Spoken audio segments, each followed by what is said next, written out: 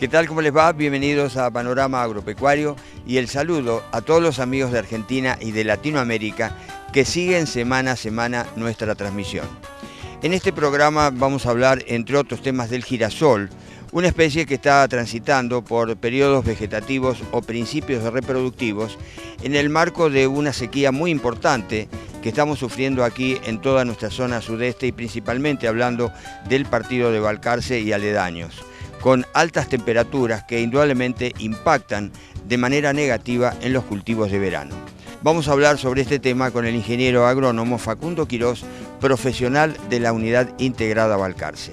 Y también vamos a hablar de una temática bastante difícil de entender, el dólar, la moneda extranjera que fue fluctuando en lo que hace a su valor y a su metodología, en lo que tiene que ver con la comercialización, desde el antiguo gobierno hasta este.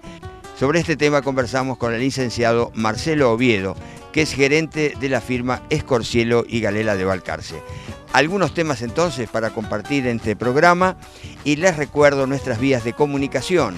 El correo electrónico hernán.viera@sudesteagropecuario.com.ar o si prefieren comunicarse a través de mensajes de textos lo pueden hacer al 02266 155 31431. Muchísimas gracias a todos los amigos por comunicarse. Como les comentaba al comienzo del programa, vamos a hablar del cultivo de girasol y vamos a compartir una nota que realizamos al ingeniero Facundo Quirós, profesional de la Unidad Integrada Balcarce. Lo escuchamos. ¿Qué pasa con el girasol? Bueno, el girasol, como todos los cultivos de verano, está expuesto a este tipo de sequías. Si bien desde el punto de vista de la especie tiene ciertas tolerancias, digamos, a procesos de sequía, ya cuando el evento se hace muy pronunciado empieza a afectar considerablemente. Para el caso de cultivos, digamos, sembrados más o menos en época, esta sequía fue progresiva, saliendo del invierno, que más o menos llovió, se llovió bien, agosto llovió bien, septiembre empezó a llover menos, y ya entrando en lo que sería la primavera empezó cada vez a faltar más y estamos ya prácticamente iniciando el verano con muy poca agua, con lluvias que realmente con poco milimetraje y con temperaturas muy elevadas. Eso hizo que para las fechas de siembras tempranas, en general, había agua acumulada en el suelo. Estamos hablando con suelos profundos, ¿no? Diferente sería la situación y por ahí la podemos analizar posteriormente si hay limitantes de profundidad. Si hablamos de suelo profundo, partimos de un cultivo que tiene reservas en el suelo y en las siembras tempranas lo que se espera es que haya y lo que se ve, un buen desarrollo vegetativo, llegando a estas instancias con un desarrollo y un porte vegetativo importante y empezando ya a manifestarse la sequía, más que nada por ahí empezando habiendo una pequeña senescencia en las hojas inferiores y una marchitez al mediodía cuando la temperatura aprieta.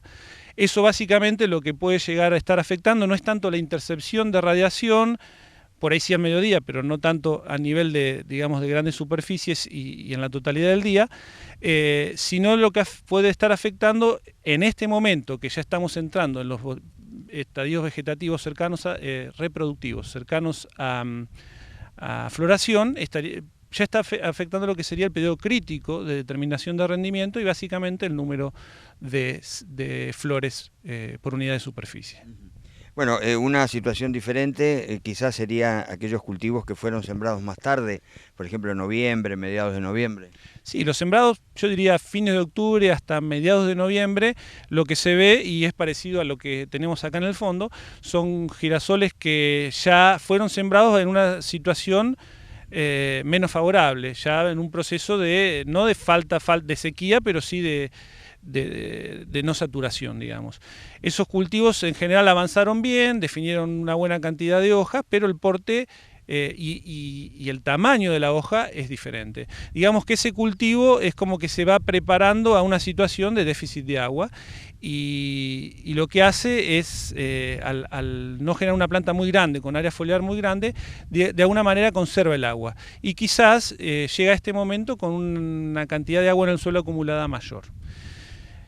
A su vez también está un poquito más atrasado, con lo cual podría llegar a esperar alguna lluvia, para poder aprovechar durante ese periodo crítico que va a llegar dentro de una semana, un par de semanas, con más posibilidades de definir un buen número de granos. Porte chico, pero un buen número de granos.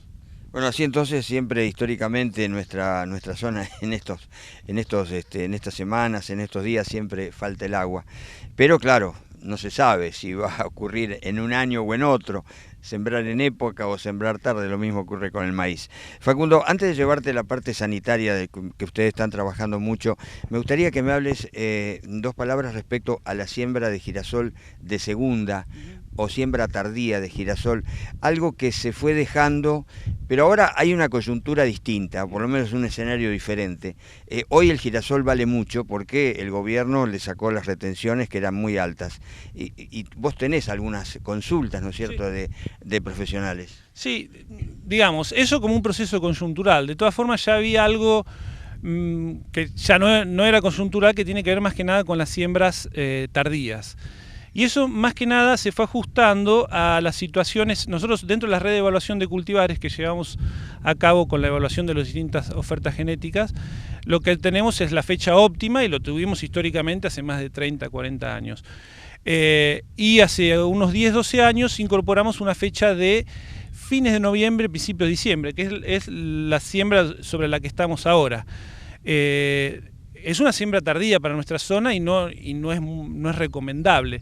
Sin embargo, nosotros lo utilizamos como parte de la red de evaluación de cultivares que abarca todo el sur de la provincia de Buenos Aires, y sí ya en lo que sería en la zona centro, sur-centro o sur-oeste de la provincia, donde el agua falta, y sobre todo en la época de principios de verano, la alternativa de las fechas tardías le da mayor estabilidad de rendimiento. Por ahí no tanto potencial, pero sí estabilidad de rendimiento.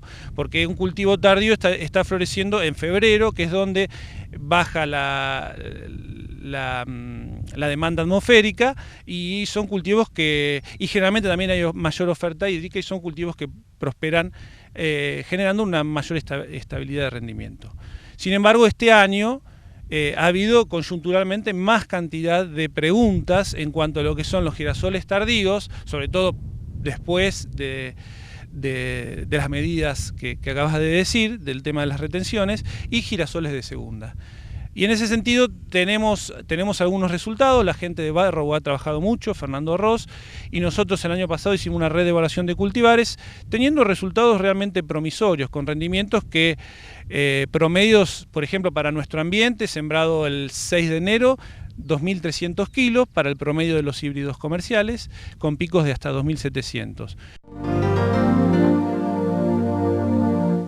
Hacemos la primera pausa y ya volvemos.